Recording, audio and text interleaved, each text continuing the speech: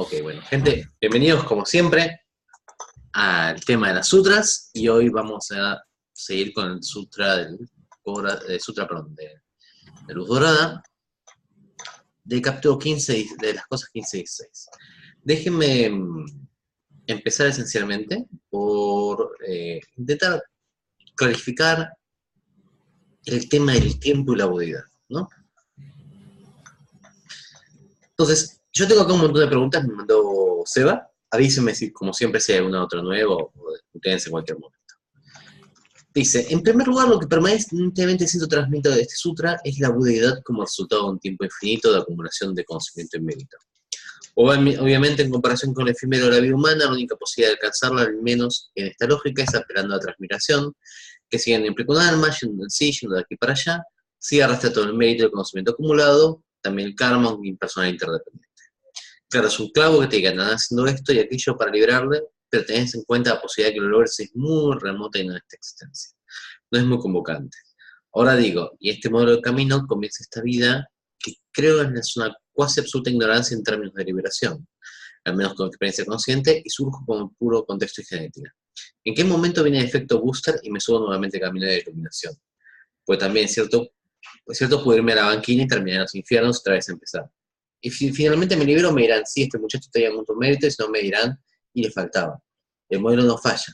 Ahora, ¿por qué el Buda profetiza 3 Budas completamente iluminados, separados por tiempos infinitos? ¿Qué pasa con aquellos otros seres que parecen haber alcanzado la iluminación? ¿O solo profetiza aquellos que surgen una vez desaparecido del Dharma? ¿Por qué era no gloriosa Bodhisattva Samukaya se pone la gorra y dice, ¿qué hacen estos 10.000 tipos de ingleses de VIP? Y acá viene una intersección de Vero. Dice, hermoso tema, pregunta, si no conocemos el tiempo de origen, la existencia de bardo en bardo, si me ilumino entre 2 días, puede ser que se cumpla el mito de 600.000 años. O sea, ¿por qué pensar a futuro? Todavía para considerar es el tiempo en sí, no existe espacio, en la tierra pura, por ejemplo, es una dimensión de la mente del mismo modo que la iluminación. No sé qué piensan. Bueno, déjenme, pues todo esto es una mega ultra violenta, esperen que pongo el video, todo esto es una mega ultra violenta pregunta, y toda esta mega ultra violenta pregunta tiene que ver esencialmente en ¿por qué tardamos tanto tiempo? Y a ver, sí, es correcto lo que decís, Juan. Si una persona se ilumina, la respuesta va a ser acumuló mérito hace un montón de tiempo. Si una persona no se ilumina, va a ser de falta de generar mérito. Ahora, hay 3 formas de plantearlo. Vamos por partes. La primera lectura es lectura literal, ¿no? Que uno podríamos llamar de fuente Q, ¿no? De Kell, realista, ¿no? Que es, y esto es interesante, el primer budismo generalmente, la gente se iluminaba en tanto veía al Buda. Caso clásico es el padre que se está muriendo Suddhana, y el Buda se sienta al lado de él, le habla y el Suddhana se ilumina. O gente que encuentra en la calle, gente que encuentra el camino, hablan con él y se ilumina. Entonces, hay iluminación para hacer algo rápido, ¿no? Uno entiende, por supuesto, 5 primeros discípulos del Buda, bueno, se iluminaron porque eran 5 yogis que estaban en el medio de la selva entrenando. Ok, uno puede decir, estos eran 5 como 5 grosos, ¿no? Luego cae Shariputra y Mobayana, que escuchan justamente a Sachi, que son nuestros 5 discípulos, van y se iluminan cuando ven al Buda. Pero no puede decir, bueno, eran Sariputta y Mobayana, eran como los 2 más grandes discípulos del Buda. Pero luego la gente se sigue iluminando así como casi aleatoriamente, parece que el Buda los tocara y se iluminan. Y entonces ahí surge un problema una vez que se muere el Buda, ¿no? Y la primera pregunta es, ¿qué quiere decir estar iluminado? ¿No? Este es un tema básico del budismo. La segunda es, si estar iluminado es dejar el sufrimiento y todo eso, ¿por qué? En la época del Buda casi todo el mundo se iluminaba y después no. Y ahí empieza el tema, 2 temas que van a ser importantes. Uno va a ser el tema de los méritos, y otro va a ser el tema de los Manushibudas. Manushibuda es un término que es muy Mahayana, digamos, de esta época, ¿no? Del Mahayana medio, ¿no? Del Vajrayana o Theravada, que tiene que ver con Budas, es como Buda en encarnación, podría ser, o Buda incorporizado, y es esencialmente un Buda que se escuela. O sea, Manushibudas son, por ejemplo, Shakyamuni, son Maitreya, por ejemplo, Yendo para atrás es Kankamuni. Pero no son todos los Budas. No son todos los Budas. Es decir, es un Buda que hace escuela. Entonces, cuando empieza a haber esta discusión de quién se ilumina, una de las respuestas importantes puede ser, bueno, se ilumina un montón de gente. Porque piensen que hay otra literatura, al mismo tiempo que está esta literatura, que habla, por ejemplo, de los Pratyekya-Budas. Gente como nosotros la rinoceronte. Gente que se ilumina sin escuchar la palabra Buda, ¿no? Van, sientan, llegan por sus propios caminos a meditar, se sientan y se iluminaron, pero no enseñan, ni sistematizan. Pero son Budas, ¿ok? Tenemos los arhats de otros Budas, tenemos arhats de épocas anteriores. Ahora tenemos los bodhisattvas, tenemos los Budas. Entonces, lo que primero va a hacer esta fuente de Yamagraku es decir, bueno, ok, cada 3 eones, que 3 eones es lo mismo que decir nada, es infinito, ¿entendés? ¿Qué es un eón de tiempo? Un montón de años. Para que tengan una idea, en la ciencia, eón significa era geológica. Es decir, devoniano, cretácico, jurásico, por ejemplo, ¿no? O sea, son 500 millones de años. Léase, es un montón de tiempo. Y entonces va a empezar a decir, eso es lo que pasa entre un Manushi Buda y otro Manushi Buda. Es decir, entre un Buda que genera escuela y otro Buda que genera escuela, está en medio. Ahora, eso en algún momento empieza el Mahayana a darse cuenta que no es así, porque el Buda habla de la época de Kankamuni, que no hace tanto tiempo, teóricamente es 500 años antes. Entonces, ok, 500 años es un montón de tiempo, pero no son 3 series geológicas. Entonces, empieza la discusión cuánto es el tiempo que le lleva promedio a una persona empezar de cero, de estar en el peor de los infiernos, en Avicii, hasta ser un Buda. Y esta discusión, que es una de las discusiones más académicas, si me preguntan a mí, y esto por favor es puramente personal, una de las discusiones más obsesivas de todo el budismo, va a aparecer en toda la historia del Vajrayana también, que se llama la discusión de cuánto tiempo tendría que llegar a iluminarse una persona, ¿no? Esto es así que yo hice en mi tesis de maestría, llegué a la conclusión que lleva 12 años, por ejemplo. ¿Por qué? Porque crucé 18.000 fuentes y dije, bueno, promedio de la gente iluminarse 12 años. Así que todos ustedes que hace más de 12 años que practican, sepan que están haciéndome quedar mal. Entonces, bueno, la pregunta es, ¿cuándo lleva para Q? Y entonces la respuesta es 3 grandes eones. ¿Qué? Sí, perdón. O sea, Fede, eso es con respecto a los Mahasiddhas. Vos en tu tesis, el tema de la práctica de la cantidad de años, ¿es siempre a los Mahasiddhas o a otro periodo de historia? no, a los Mahasiddhas puntualmente, los Mahasiddhas de una serie de prácticas. A ver, es un ejemplo de una cuestión estadística que en realidad no suma. ¿Qué importa que llevas 12 años, 20 años? No importa que no se iluminen, ¿no? Pero, digamos, esto lo que quiero decir no es algo que se me ocurrió a mí, sino que es algo que a lo largo de todo el budismo se va a empezar a plantear. Entonces, la primera pregunta es ¿cuánto lleva a iluminarse, no? Entonces, la respuesta va a ser, y vos tenés que pensar que es en 13 horas, ¿no? Y acá la fuente, digamos, más clerical tiene grandes argumentos que están buenos para marcar determinadas cuestiones clericales. Por ejemplo, la gente que es monje, la gente que muestra determinadas ascesis, se va a poder considerar que es como más cercana al Buda, a la idea de un Buda, y entonces se dice, no es algo que lo generó ahora, sino que hace millones de años que viene practicando. Entonces vos, que sos un comerciante, un laico, lo que sea, esta persona está acá, pero no está acá aleatoriamente. No está acá por una cuestión sociocultural, sino que está acá por una serie de méritos que se fueron generando a lo largo del tiempo. ¿Correcto?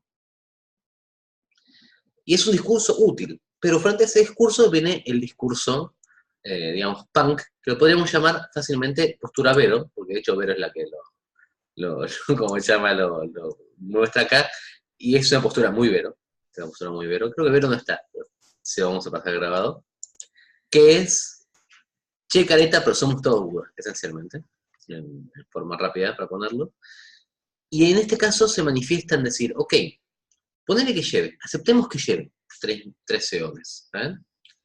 ¿Quién te dice que esta vida mía es el principio? ¿Quién te dice? Por ahí es la vida 2.9 eones, ¿me entendés? Por ahí es la vida 2.99 ones. Que yo esté acá, que yo esté en este momento interesada en el budismo, implica por lo menos que ha habido un gran paso. ¿Se entiende esto? Es la famosa inversión Zen, o la famosa inversión hegeliana, de vos me decís, faltan 3 millones de años, y yo te digo, no, vos no sabés si faltan 3 millones de años. Por ahí ya pasaron 2.99 millones de años, o eones, y estoy justo a punto de iluminar.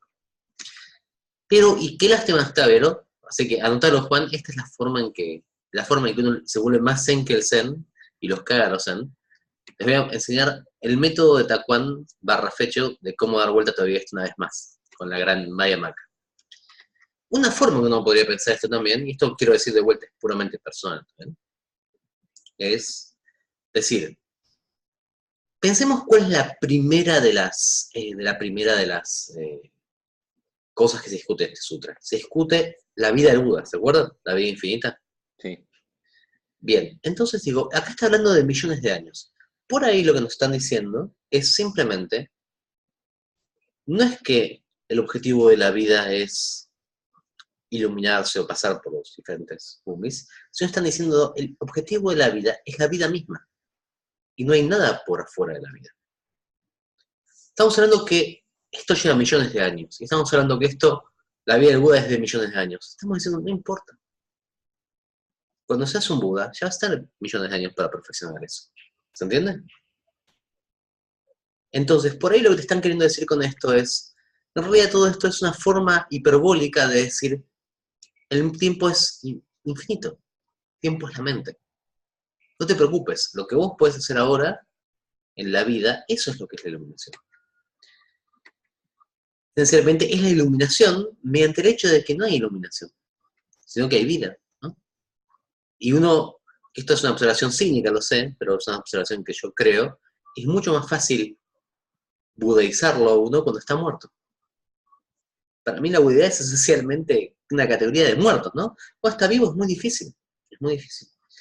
Y la vida del Buda histórico, medio que marca un poco esto, ¿no? Marca esta cuestión de la ida y vuelta, de cuestiones en las que él cambia.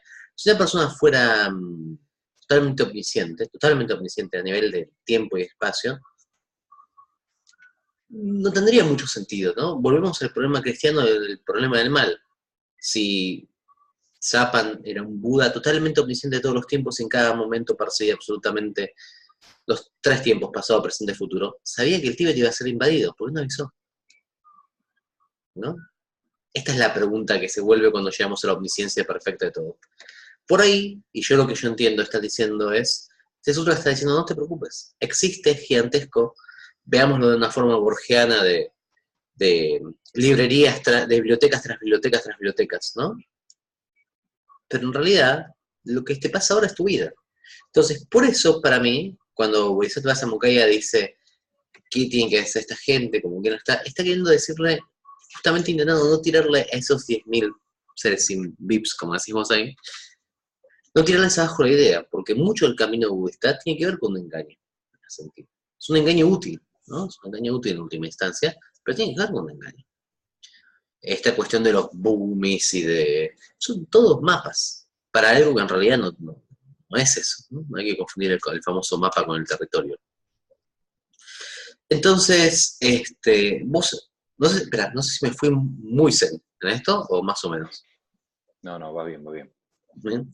Pensemos así, hay un momento, ¿no? En el texto, ¿cómo es? Fugomyo Kenshin, de Takuan, en el cual está escribiendo a Ito-Itusai, ¿no? Ito-Itusai era un samurái que era un famoso, había creado un estilo muy famoso, y era amigo de Takuan. Takuan y de Yagi Emunmori, que eran los dos como maestros de esgrima más famosos. Y en esa época estaba el tipo que era Miyamoto Musashi, que está considerado el mejor espadachín de absolutamente... ¿Qué pasa? ¿Qué pasa, Seba? Te escucho un poco, estás en mute. No, que lo conozco, es una masa. No, Musashi era esencialmente considerado el mejor espadachín de toda la tierra. Entonces Takuan, que era un monje zen, bastante extraño para ser un monje zen, era muy belicoso, le escribe un texto, ¿no? Y entonces le dice cómo uno debe moverse, cómo debe entenderse la vacuidad en ese sentido. Y él utiliza la vacuidad no como tradicionalmente se utilizaba en el zen, que tiene que ver con la posición, chiquitanza y todo, sino que quiere decir el identificarse e disolverse en el torrente de pensamientos. Bueno, podemos decir, por ejemplo, que sería como stream of consciousness, ¿no? Que pasa, por ejemplo, los esquizofrénicos, con la cuestión de que la mente no se apega a ningún pensamiento, sino que los compone todos. Esencialmente, cuando él habla de Fugomiu o Achala, no está hablando de que es inmovible porque no hay movimiento en la mente, sino al revés, la mente es movimiento, el hecho de no apoyarse sobre uno u otro de los lugares es lo que le da la inmovilidad. Pero, ¿qué pasa? Él le dice, uno tiene que llegar mediante la vacuidad más allá de las formas, y mediante las formas más allá de la vacuidad, y en última instancia tienen que quitarse la vacuidad de las formas en sí. Ese momento es cuando uno agarra la capacidad de llevar la espada de la mente, ¿no? Esencialmente. Ahora, ¿cómo puedo decir? Ese consejo es muy bueno si uno está se está diciendo Aito Tusai, que es el fundador de Yegi y Monemone, que son dos fundadores de estilos ultra famosos, para prepararse en su pelea contra otro espadachín ultra famoso. Son, digamos, entre esos tres están los tres mejores guerreros de la historia, digamos. Entonces, bueno, está bien. En cualquier caso, podemos discutir qué es el 1, el 2 y el 3. Pero son tres personas muy grosas. Cuando uno lo va a llevar, si uno le quiere enseñar a alguien, por ejemplo, a pelear o a hacer cualquier cosa y le dice, deja todas las formas, ve más allá de todo, termina teniendo un desastre, ¿no? Imagínense enseñarle... ¿Cómo? Lo cagaron a palo. Sí. Lo cagaron a palos, pensalo así. Claro. Imagínate que uno tiene que enseñarle, está entrenando a un cirujano, ¿no? Y uno agarra y va al paciente, entonces el paciente se lo pone ahí, entonces le dice, bueno, hoy vas a hacer vos la primera incisión, pero ve más allá de las formas. Deja que tu mano se mueva sola. Es terrible, ¿no? O sea, el tema es ese. Yo creo que es muy difícil entender a veces el nivel en que está hablando de estas cuestiones. En este sentido, Bodhisattva Samukaya lo que está diciendo es, ojo, esto estamos hablando del tiempo y de la vida y de la mente, no es para todos los seres. No es para todos los seres, ¿no? Entonces, yo no sé si es lo que vos después decís, que los 10 hijos, los 10.000 hijos de los dioses, ¿no? Sino simplemente lo que está queriendo decir acá es, ¿esta gente puede escuchar esto? Esta es la pregunta básica. Y no es que pueden porque sea permitido o no, o se hayan... El problema es cuál va a ser el efecto que les va a tomar, ¿no? Y entonces, en ese sentido, cuando el Buda interviene y dice, bueno, si están acá es por algo, ¿no? Esencialmente, pues eso es lo que les dice, ¿no? Se resuelve la cuestión de mérito en ese sentido. Lo que significa, para mí es, si vos lo estás escuchando, tenés que dejarte de preocupar por el tema del mérito o el demérito, o el cuánto tiempo vaya o cuánto tiempo no vaya. Es algo que está. No puedes no escucharlo. No sé si se entiende esto. Lo veo muy abstracto, ¿no? No. Déjeme reeditarlo igual. Dale. Si vos estás escuchando el sutra, el planteo de tener méritos o no tener méritos para escuchar el sutra no tiene sentido. Es el planteo que hace el Bodhisattva Samukaya, ¿no? En algún nivel, va a decir el Buda, vos lo vas a recibir, sea por una cuestión de devoción, sea por una cuestión de comprensión. Pero por otro lado, también está bien la postura de Bodhisattva Samukaya en el sentido que dice, por ahí esto, si gente que no está preparada lo escucha, termina como confundiéndose, ¿no? Después, los dos, Bodhisattva Samukaya y Yalana Tantero, nunca me sé este nombre, Yavalana Tarteroyaya, son dos personajes que aparecen raramente. Bodhisattva Samukaya significa la disciplina o el camino de Bodhisattva. De hecho, hay un texto de Shantideva que se llama el Bodhisattva Samukaya, que es una explicación del Bodhicaryavatara, ¿no? Que es un texto que yo traduje. Y no, Yavalantara Teroyorraya aparece solamente en algunos textos como un deva más, no es un súper significante. Bodhisattva Samukaya sí aparece bastante más seguido, pero vuelta es como la personificación de la disciplina de los bodhisattvas, ¿no? Y como en ese camino se habla de los mumis, en ese texto se habla de los mumis, está bien que la personificación de ese texto diga, ojo, a ver si esta gente está en los mumis o no. ¿Se entiende más o menos? Sí. Bien. Entonces, después queda, curó la enfermedad. Entonces, habla de la continuación del capítulo anterior, si es correcto. Dice, ¿cuáles nobles diosas son las determinaciones anteriores? Dice, ¿y por qué Yalavana está asociado a Yalantorraya? Y entonces, dice después, la buena ley había desaparecido, existe una copia de buena ley. No está hablando del Dharma en general, sino de este sura en particular. Sí, no. Vamos a ver, un segundo. Entonces después dice, si había un rey llamado Sureshva Prabha, quien gobierna por esta ley, ¿por qué dice que ha desaparecido? Porque en su reino tanto seres afligidos por diversas enfermedades. Habíamos visto en otros capítulos los beneficios de este sentido de su Varnavasa. Sé que este relato solo pretende dar un contexto y se preocupa por entrar en conflicto con otros capítulos de este sutra. Esto no es una buena idea de este sutra, puede ser un compilado de sutras cortos, contemporáneos y necesariamente conectados. Dice, creo que este capítulo está centrado en el voto de Yalavana por liberar a todos los seres, a la enfermedad de todos los seres del reino, un voto más agotado que el de Buda medicinal, creo que le valió el futuro a la próxima iluminación. Bueno, vamos por partes. Son varias preguntas. En primer caso, Yalavana y Yalavantarteroraya esencialmente comparten directamente una parte del nombre, ¿no? Tiene que ver con la victoria. A ver, generalmente estos sutras, cuando uno pone un nombre como de Buda que tiene relación con otro nombre, está implicando una continuidad, ¿no? Okay. Por ejemplo, nosotros, pero una cuestión interesante de estos sutras es que nunca directamente lo dicen. O por lo menos hay algunos que lo dicen que son comentarios, pero tradicionalmente no lo dicen. O sea, por ejemplo, yo puedo decir, bueno, estaba el Buda, no sé, Sebastián, estaba el practicante Sebastián, y después está otro que se llamaba Sebastián Batra, ¿no? Entonces digo, bueno, ahí es como, sí, pero es uno es otro, pero como esta cuestión de Landman, nunca te va a decir uno es otro, ¿está bien? Entonces, en cualquier caso, bueno, por ahí Sebastián fue la causa de, pero no te van a llegar a decir nosotros porque sería como decir, bueno, estás reencarnando. Si bien estos sutras, especialmente este sutra, estás, yo no digo que tocando el tema de la transmigración directa, pero estás como ahí, como si fuera una piedra que está rebotando, ¿no? En el agua, ¿no? Saltito, tac, tac, tac, tac, tac, ¿no? Entonces, cuando dice que la buena ley había desaparecido, en este término, es un término que es complejo. Buena ley lo traducen acá, pero en realidad es Arya Dharma. Arya Dharma es el Dharma noble. El problema es que no dice por qué es noble.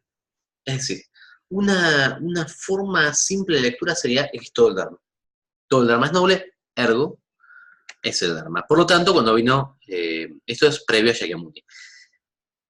Pero no necesariamente eso se permite leer, porque hablan del resto de los Budas y esas cosas. Entonces, teóricamente, yo entiendo que lo que está diciendo es el noble Dharma que se enseña dentro de esta corriente del Mahayana.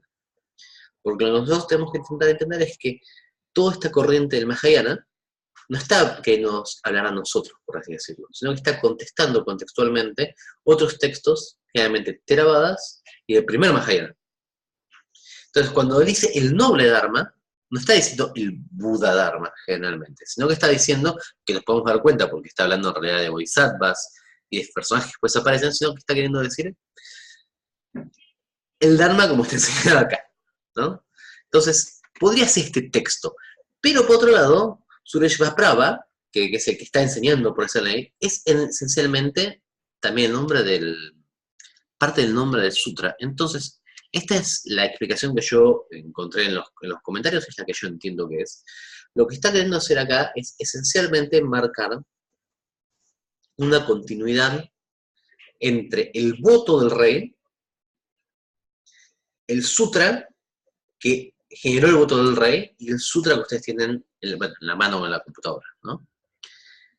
Esa triple continuidad a través de los tiempos no es una continuidad directa. No es que vino primero el primer sutra, que lo leyó un rey, que después no. Perdón, pasó a mi mujer, olvídense. Sino que lo que hizo es que esta es una interacción, es por así decirlo, una tríada que constantemente está generando.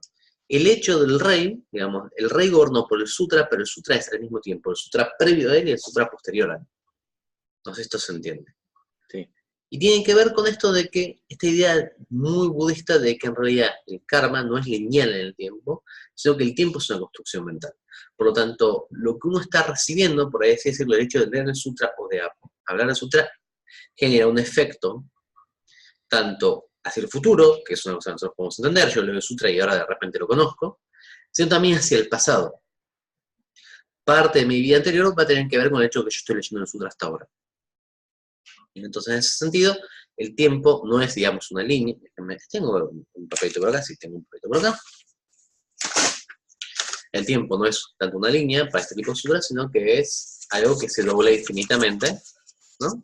Por lo tanto, en realidad, estos dos puntos, déjenme dibujarlo así,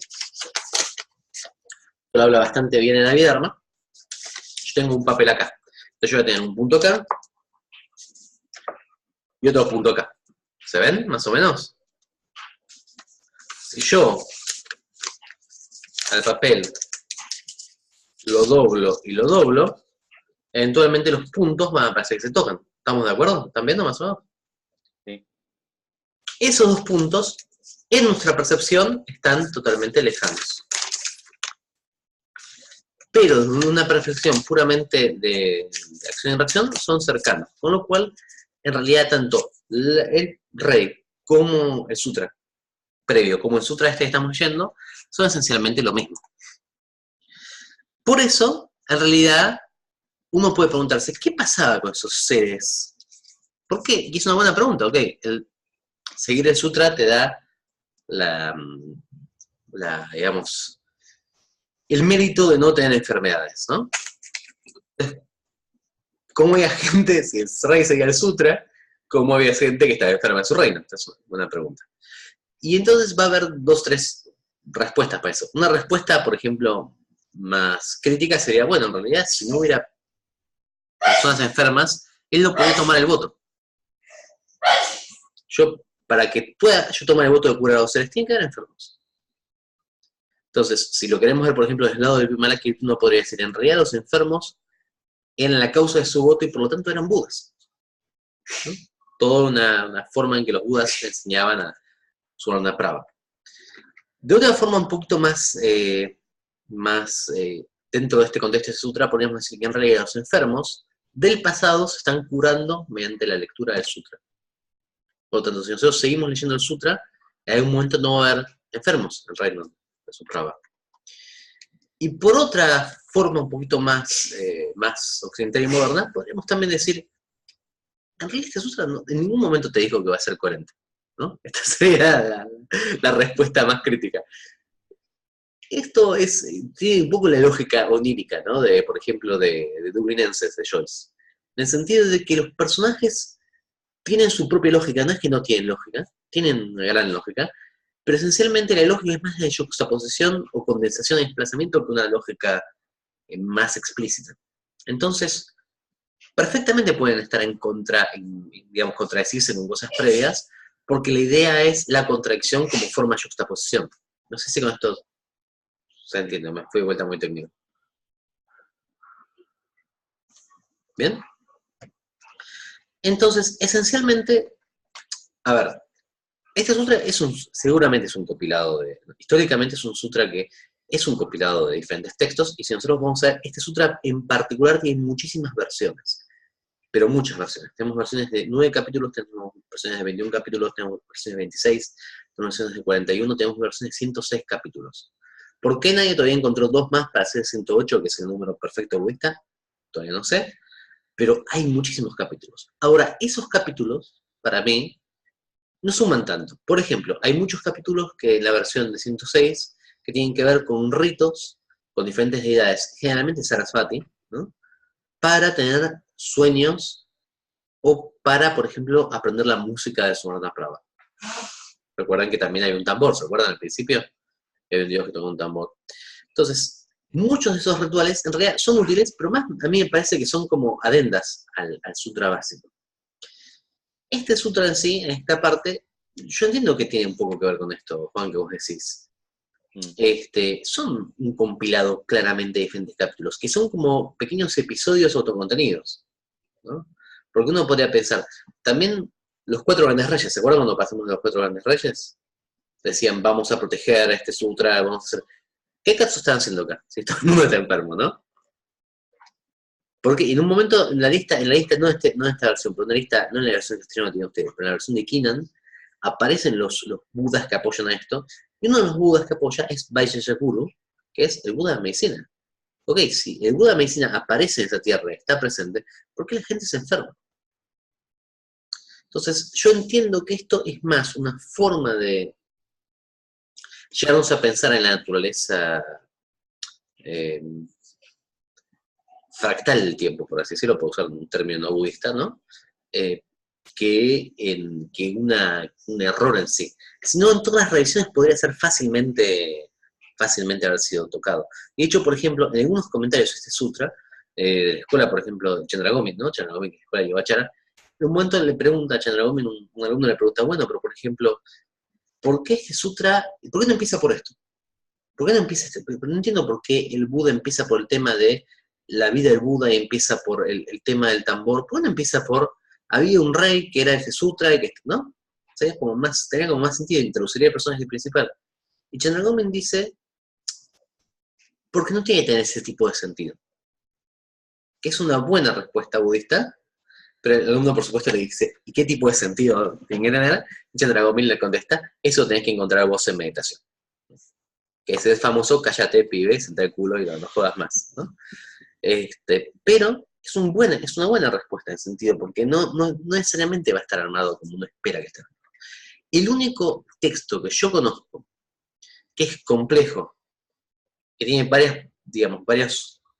Hay dos tipos de textos budistas, esencialmente. El texto que es simple, que es claramente un texto simple, el Sutra Prajnaparamita en una sola letra, por ejemplo. Simple no significa fácil, pero es simple, es 5 líneas. O el Sutra del Corazón, por ejemplo, ¿no? Es un sutra que tiene una unidad clara, conceptual, y textos más complejos. Por ejemplo, el Satipatthana Sutra, ¿no? O, por ejemplo, este sutra, que también claramente son resultados de diferentes textos y diferentes corrientes sincretizadas. Generalmente en el budismo tenemos o el texto simple, conceptualmente, que hace referencia a una sola cosa, o la síntesis de varias formas de pensamiento. Este sutra es una síntesis de varias formas de pensamiento. Y es claro que son de diferentes corrientes de pensamiento que alguien las pegó. ¿No? De un punto de vista más devocional, uno podría decir, el Buda lo explicó así, justamente para darnos como ciertas formas de pensar, darnos el espacio para pensarlos, ¿no?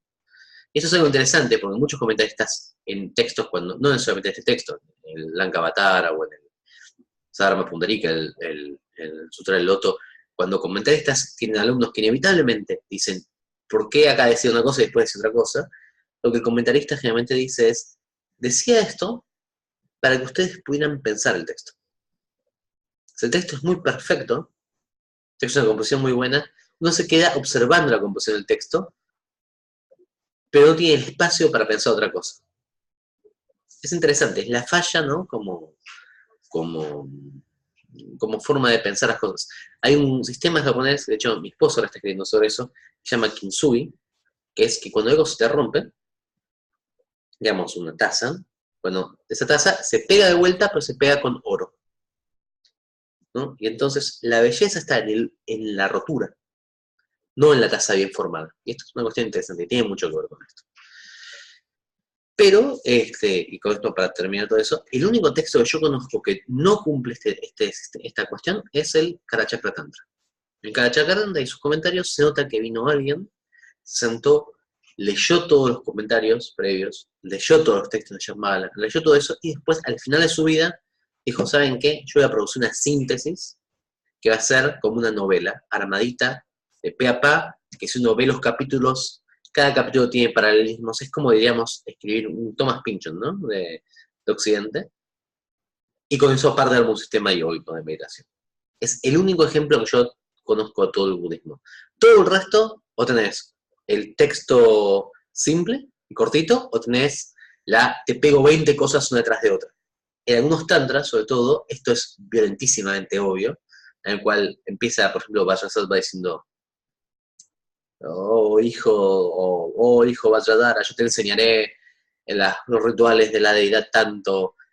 Corta eso, próximo capítulo es, hablemos de la vacuidad. ¿Qué es la vacuidad? La vacuidad es la no existencia, bla, bla, bla, bla, bla, corta ese capítulo y dice, y ahora para matar a las personas que te molesten, ve a buscar un árbol de tal tipo y escribe su corteza, ¿no? Corta eso y dice, bueno, ¿cómo son las respiraciones? Bueno, ponete tal postura, hacer tal... Es esencialmente una cuestión totalmente esquizofrénica en la cual uno salta de un tema a un tema. Ahí está mucho más claro. Para mí esto pasó en algún momento, pero no hemos recibido esas, pasó hace mucho tiempo, y lo que hemos recibido es como la iteración 20 de este texto, ¿no? Entonces, se nota que son varias cosas y varios episodios que están conexos, simplemente se nota menos que en los tantras que son comparativamente más nuevos, ¿no? Bueno, con esto creo que terminé las preguntas, ¿no? No sé si las respondí.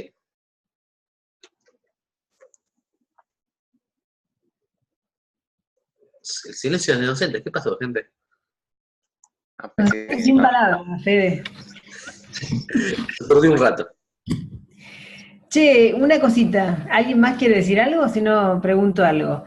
Pregunta, Sale. Esto que vos decías, ¿por qué entonces está la enfermedad, si aparece el Buda de la medicina? Y a mí me llamó la atención esa reflexión porque no se me había ocurrido ni siquiera pensarlo.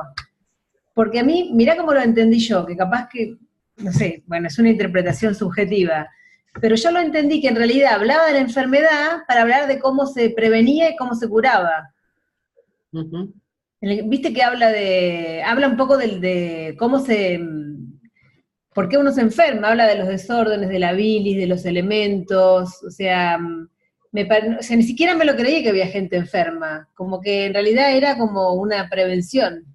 Claro, pero es interesante, yo coincido, a ver, lo que está queriendo hacer acá es explicar, dar una teoría de la enfermedad, esencialmente, y a la salud, en base a una historia anterior. Lo que pasa es que es raro, porque uno dice, podría venir el Buda y decir, ¿y por qué se enferman los seres? ¿No?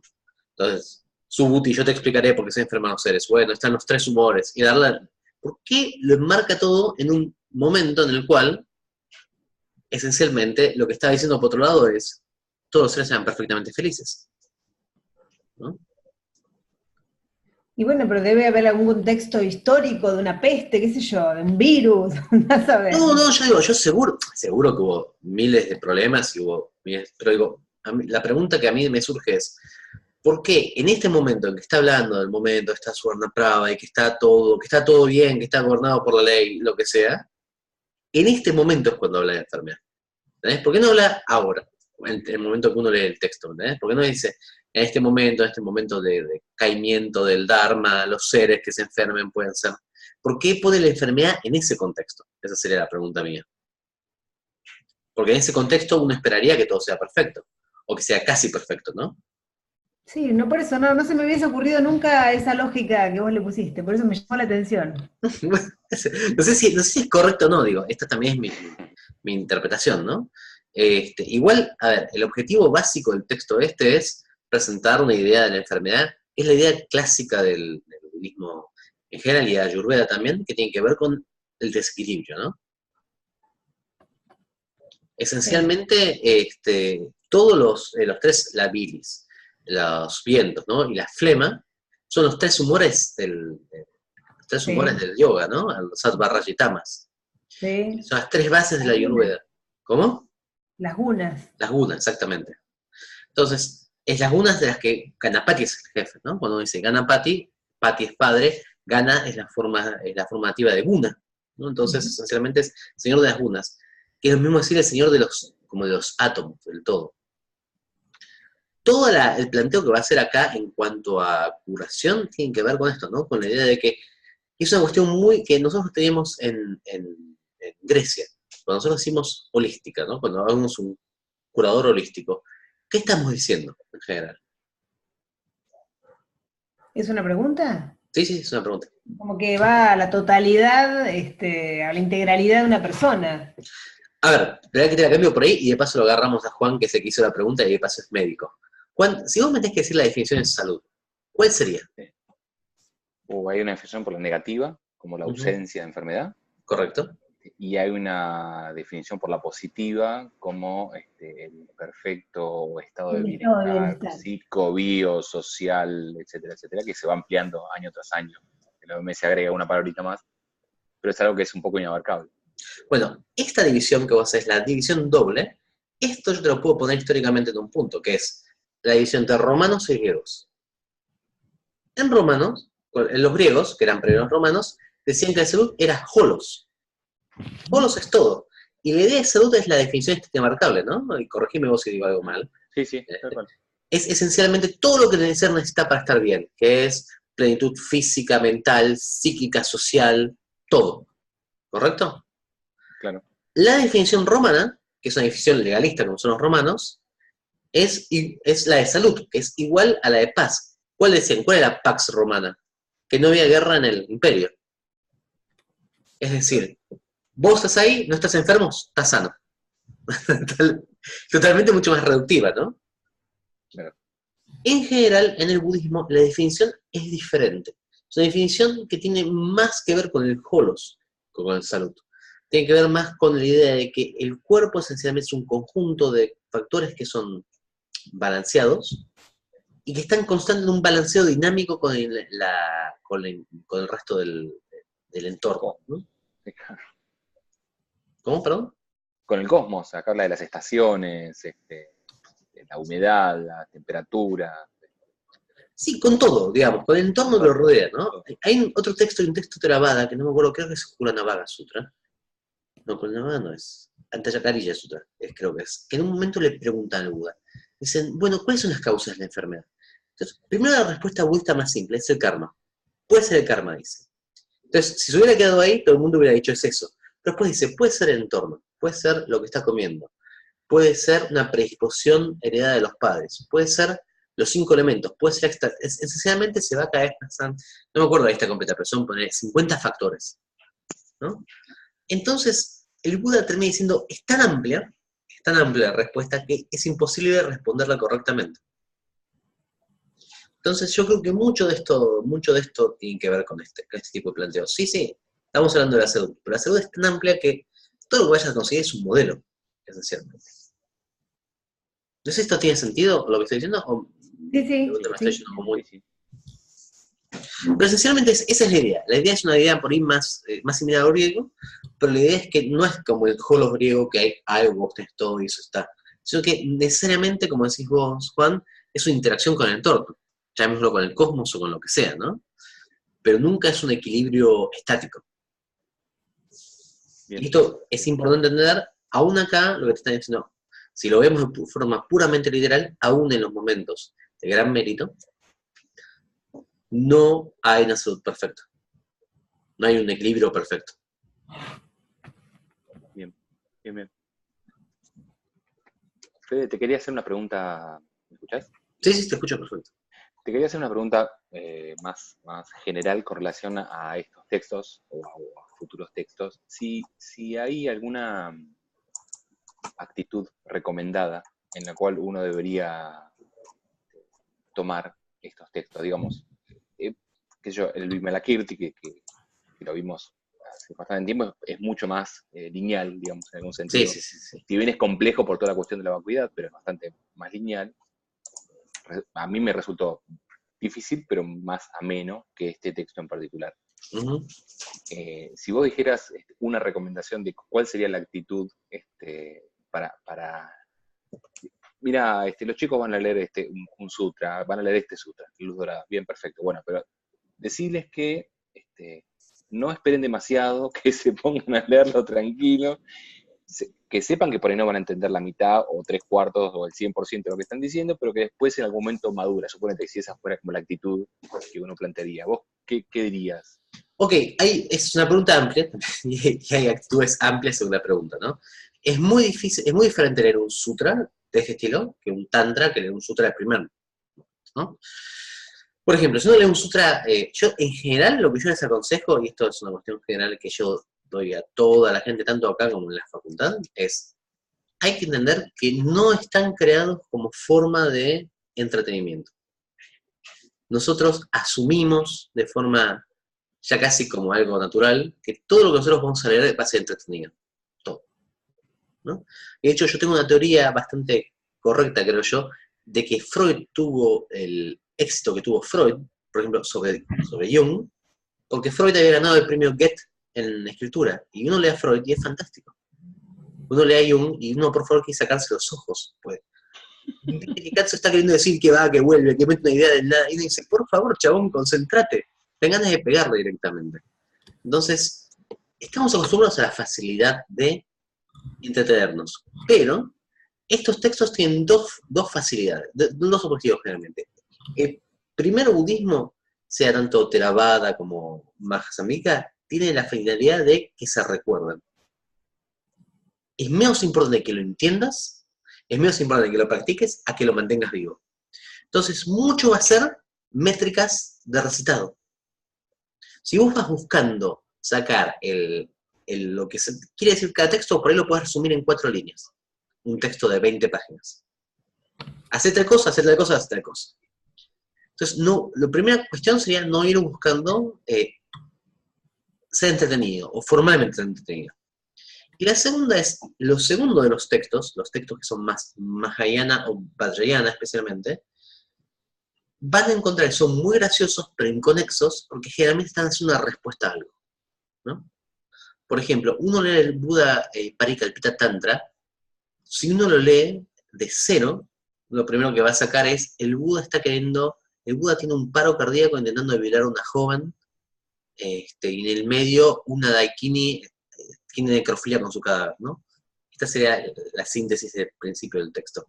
Ahora, hay que tenerlo en el contexto del movimiento que hubo entre el primer relato de la muerte del Buda, más el Mahanirvana Tantra, que es un texto Theravada, más el Mahaparinirvana Mahayana Sutra, que es un texto mucho más místico del Mahayana. Entonces, en muchos casos, cuando uno lo lea, lo primero que hace es chocar, porque parece como si fuera... yo siempre doy este mismo ejemplo, imagínense los Simpsons, ¿no? Todos hemos visto los Simpsons. Los Simpsons siguen vivos, aunque no parezcan, ahora van a sacar a Apu. Y llegó el punto en el cual los chistes son chistes que hacen reflexionar a los chistes, que hacen reflexionar a los chistes. Es casi imposible para una persona que no vio nada de los Simpsons, al día de hoy empezar de cero. Si yo hoy agarro, no sé, a mi sobrinito, que es chiquitito, ¿no? Y pobre Bauti, lo pongo ahí y le digo, mira, este es Homero, esto es así, lo va a ver y va a hacer. Porque claro, pues un chiste que hace referencia, estamos en temporada 30 creo, que hace referencia a temporada 25, que hace referencia tan autorreferencial que para nosotros tiene total sentido. Pero para alguien que lo vea afuera, esto es inentendible, ¿no? Entonces, mi consejo es, si estamos viendo un texto que es más repetitivo, lo mejor que pueden intentar es sumarizarlo. Esta es la actitud, ¿no? Estamos viendo un texto que es más extenso, que tiene un montón de non sequiturs, ¿no? De una acción que no parezca que tenga relación con la previa, es porque hay algo en el medio que se nos perdió. Al revés, en ese caso, vayamos para atrás. Vayamos a ver otros textos que tienen ese coso. Pero en ambos casos, mi consejo es paciencia, gente. Es difícil. Estamos yendo a una... Para poner en contexto, ¿no? Nosotros tenemos, por ejemplo, tomamos el caso del psicoanálisis. Psicoanálisis, yo creo que es muy difícil. Todos estamos... No sé si alguien ha querido leer, por ejemplo, algo de psicoanálisis, pero si uno agarra algo, por ejemplo, el psicoanálisis lacaniano que escribe alguien de acá, y quiere dárselo un lego a leer, la capacidad de que tenga que entender algo, ¿no? es muy baja. Yo me acuerdo la primera vez que yo leía Lacan, estaba justamente hablando de la ecuación del fantasma, ¿no? Y la identidad del fantasma. Y yo, por ejemplo, mi idea era, se despeja. Es una ecuación que se despeja. ¿Contra qué cancelo, no? Como si hubiera tenido un valor. El fantasma es sí, por ejemplo, ¿no? Claro. Pero porque, claro, me faltaba todo el resto, metieron el texto así. Entonces digo, el psicoanálisis tiene más o menos 120 años, depende de cuando uno feche el comienzo, ¿no? Desde las cartas Schreber, pero bueno, 125 años, llamémoslo de tiempo. Esto tiene 20 veces el mismo tiempo siendo desarrollado. Y estamos queriendo agarrar un manual recontra técnico, que aparte no es un manual, digamos, no es un texto popular, es un texto técnico, digamos, ¿no? Es un texto bastante técnico, y querer acceder a él, más allá del idioma, más allá del contexto, más allá de un montón de cuestiones. Hay que tener paciencia. Es muy rico, pero va a haber cosas que a nosotros nos va a costar mucho entender. Por ahí las vamos a entender con mucho tiempo, pero igual nos van a causar. Y yo les doy un último ejemplo. La idea del autor. Teoría del autor. La famosa teoría de análisis crítico del cine, ¿no? Seba va a ser 10 veces más que yo de esto, ¿no? Pero teoría del autor de los años 60 y 70, Seba. Sí, cuando nace todo en Francia. Nació en Francia, la obra es irreductiblemente el pensamiento del autor. ¿Quién es el autor de estos textos? Todos van a decir el Buda. Pero claramente sabemos que no es el mismo Buda. A ver, claramente sabemos que el Buda no hizo ningún texto. En cualquier caso le enseñó a gente que 500 años después puso un texto. ¿Quién es el autor de esto? La pregunta no tiene sentido en budismo. No tiene sentido en budismo. Teoría del autor no funciona en budismo. Funciona en algunos casos recontra puntuales en los cuales la persona es tan famosa que podría haber sido un Buda considerado Nagarjuna, por ejemplo, e igual tenemos 20 personas que se llaman Nagarjuna a sí mismos. Personas que se llaman Nagarjuna a principios del siglo XX, que es o Nagarjuna que vivió 2000 años, u otra persona. De cualquier forma, no sirve teoría del autor. O sea, ¿cómo va a ser? Quiero hacer esta tesis en base a las enseñanzas, mis charlas con Nagarjuna, Mahasida del siglo I, circa de... No sirve, es otra cuestión.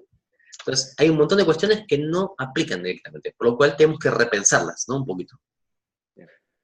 Esto que decís vos de la teoría del autor, de alguna forma también, como no se sabe el autor, y como esto también se transmitió mucho de transmisión oral hasta que uno lo bajó a los pechas o a lo que sea, a las maderas, la idea un poco del autor también es recontra interdependiente en el sentido de que se fue nutriendo cada vez que se fue pasando esto también.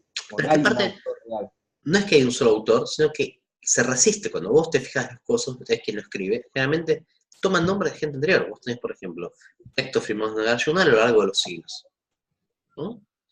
Y eso tenemos dos opciones para pensarlo. O era Nagarjuna, que vivió de forma inmortal, o era mucha gente que firmaba como Nagarjuna, que prefería firmar como Nagarjuna para desaparecer mismo. Y esto tiene que ver con el principio del budismo, esta idea del Tathagata, el asido, ¿no? Entonces, es difícil. Ya desde el momento nosotros decimos, no estamos acostumbrados a pensarlo, esta cuestión liberal, occidental, burguesa. ¿Quién es el autor? Y en ese sentido es mucho más compatible con el marxismo, que te dice, las fuerzas de historia te va a llevar más. O sea, pensá que en el marxismo puedes pensar y en ese sentido es mucho más cercano al budismo, un nazismo sin Hitler. ¿Por qué? Porque en realidad Hitler toma una situación socioeconómica, digamos, le da su impronta, pero toma una situación previa. Si la situación de Alemania fuera la que es ahora, yo estoy totalmente convencido que un Hitler no puede surgir. Puede surgir otra cuestión, seguro, pero ese Hitler no puede surgir. Pensemos, de alguna forma, claro, un trumpismo sin Trump, un Bolsonaro sin Bolsonaro.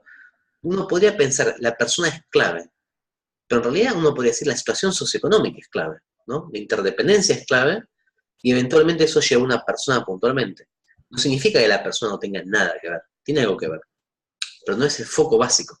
Y acá es lo mismo, la idea es menos importante la persona que escribe, o la persona que, sino que es todo el proceso que lleva a eso, y ese proceso se lo llaman Nagarjuna, o se lo llama Vasubandhu, se lo llama Shanga, o cualquiera de los nombres en los cuales han figurado tanto. Por eso uno de los grandes problemas que tenemos como budólogos es cuando vos vas a uno de los cánones, y agarras el canon y te fijas, textos de Ashanga, 18.434. Y vos decís, ¿todos estos se escribió Ashanga? Y probablemente no. Ahora, ¿cuál es el texto de Ashanga real y cuál es el texto de Ashanga no? Y esa es la pelea constante del budólogo occidental. Está el Nagarjuna, el pseudo Nagarjuna, el anti-Nagarjuna, que es una pelea que no tiene sentido, salvo para nosotros budólogos que vivimos de eso, digamos. Pero no tiene otro sentido que el económico, el neurótico. Y aparte también cuando las transformaciones que va sufriendo, cuando los van cambiando de la India a Tíbet, y cuando lo pasan del sánscrito al tibetano, las cosas que le agregan, las cosas que sacan. Pero más bien, aparte, digamos, todas esas cuestiones son matrices culturales, que también son interdependientes. Vos, por ejemplo, en el sánscrito, por ejemplo, al día de hoy, un montón de tibetanos no entienden el Sutra del Prajnaparamita con la letra A. ¿Por qué? Porque hay una diferencia muy sutil que los tibetanos no tienen, el tema del tiempo en las letras A, ¿no? Entonces, la letra A que va en el Sutra del Prajnaparamita, la letra A es una A corta, es como un A, ¿no? Pero los tibetanos que les gusta como cantarlo todo con más cosas, hacen la larga, que decía como dicen, por ejemplo, en estilos de Dzogchen te dicen, hagamos como como letra base. Ahora, esa A no es la misma que va en el sutra, porque no es la misma A que está implícita en las consonantes sánscritas. Entonces, para un tibetano es lo mismo, son dos A, es la letra A, porque la letra A es una. Para una persona que habla sánscrito es como, no, boludo, son dos letras diferentes, totalmente diferentes, otra cosa, es otra cosa. Pero bueno, todo eso cambia, ¿no? Eso va pasando y eso es mutable. Por eso la idea de que haya una enseñanza, y eso muchas veces a mí me hace reír bastante, la idea de que hay una enseñanza verdadera dentro del budismo, esto es lo que el Buda realmente enseñó, esto, no tiene sentido. Si hubiera enseñanza verdadera, no sería budismo, en ese sentido. Si hubiera enseñanza que fuera la del Buda y no tenía que hacer literalmente eso, no tendría sentido, porque rompería su primera cuestión, que es la anicca, ¿no? La impermanencia. Es, como yo digo, tomando de vuelta otro ejemplo por ahí, de vuelta más izquierdoso, es la gente que quiere rescatar a Marx al día de hoy, ¿no? Y que lee a Marx y dice, esto como... Digo, si uno lee a Marx e intenta hacer marxismo hoy en día, no entendió lo de la revolución, ¿no? Teóricamente. Uno, si hace exactamente lo mismo que se plantea en el siglo XIX, claramente la idea de que las fuerzas de la historia y todo eso se perdió, porque ya no es la misma situación, es otra. Peor, mejor, después estará el coso uno. Pero algo no puede ser marxista revolucionario, o es marxista o es revolucionario. Esta es la cuestión. Lo mismo es el budismo, algo no puede ser budista y original, en el sentido del origen. Porque si es una enseñanza budista, claramente... ¿Cómo? Ah, pensé que estaba en mute. No digo, claramente... Budista es impermanente, eso es lo que iba a decir. Claro, no puede ser, digamos, no puede ser, o sea, la base de la realidad sigue estando, pero no puede ser la misma. Y esto lo dice Bayuando. Bayuando en un momento, cuando está hablando, por ejemplo, de qué consiste una conducta sexual correcta, Bayuando dice, es muy simple, por lo cual a vos no te meten en cara. Esta es la cuestión, ¿no?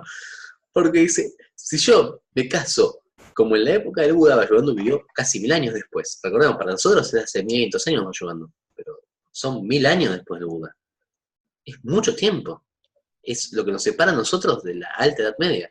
Entonces, él dice, si yo me caso como me casaba en la época del Buda, yo sería echado de mi coso y sería sería golpeado por ser abusador de menores. Por la época del Buda se casaban a los 8 años. En la época de Bayuando se casaban a los 11 y 12 años. Entonces, para nosotros, por supuesto, son los dos pedófilos. Pero, para ellos, 4 años de diferencia era una diferencia gigantesca. Y también es el 50%, digamos, de la vida de una persona, ¿no? En ese sentido. Para nosotros es una bestialidad que se puede casar a los 11 o 12 años. Pero para Bayuando dice, yo me caso a los 8, no puedo. Sería un abuso.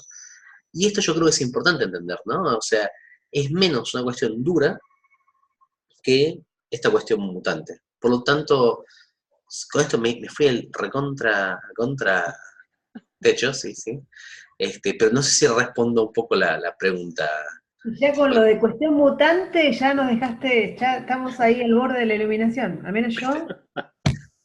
Acción no es cuestión, es acción mutante. Decime que viste acción mutante. Sí. No, por eso nos iluminó. Acción mutante, sí. No, sí, se iluminó. Si viste acción mutante, se iluminó. Sí. No es esa. Es la de la iglesia. No, por favor, gente, vayan hoy y vean Acción Mutante, que es en el futuro, donde, en el futuro, donde la gente son todas lindas, hay un grupo de feos que hace una guerrilla, y tiene unas mejores escenas del mundo, que es una nave como de 2001 viajando en el espacio majestuosa, y un chabón escuchando el partido de fútbol por la radio. Y la toco la otra hora, es gloriosa. Muy buena. Yo ya les tengo que mostrar algo. Sí, vamos a dormir, Fede. Sí, sí. Lo último. Viste que vos decías en un momento recién el tema de que golpeaba como la piedrita en el agua el tema de las transmigraciones. Sí. Y de la idea, bueno, de que en el budismo no hay justamente eso. Yo había entendido, no justamente eso, pero entendí que el capítulo de la enfermedad, el último que hablamos, había como un acento muy importante el tema de la transmisión, porque este hijo de mercader aprende a curar las enfermedades y a tratarlas solamente cuando el padre se lo dice de una. El tipo, o sea, aprendió toda la medicina para poder curar a la gente y poder llevar a cabo su voto a través de la transmisión directa del padre. Entonces hay una idea de transmisión, voto, y de seguir con alguna forma esta actividad en beneficio de los los seres sintientes. Sí, de vuelta, esto es lo que yo decía yo hace ya un tiempito, es, en el budismo no se transmiten las almas o las personas, sino que se transmiten son los votos. A eso iba. Ahora, lo que yo decía antes también, de que está ahí al lado, es que en muchos casos en el budismo te dicen, en este texto te dicen, estaba este rey, y se llama igual que el texto. Estaba este tipo, y se llama igual que esta deidad. No está diciendo, este tipo se transforma en esta deidad. Tal cual. Pero el ponértelo tan cerca, te sugiere cierta cuestión de cercanía, digamos. En ninguno de estos textos, si vos encontrás que dicen, tal persona se murió y renació como tal deidad, ahí tenés un problema. No, a eso iba. Que ponía el énfasis en lo otro, en el voto y en la transmisión, más que en esa cosa de reencarnación de alma.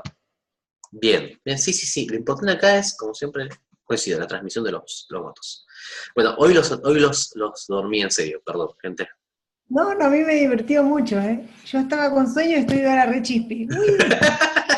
Bueno, gente, les mando un gran abrazo y nos estamos viendo estos días, ¿les parece? Muchas gracias. Chao, chao.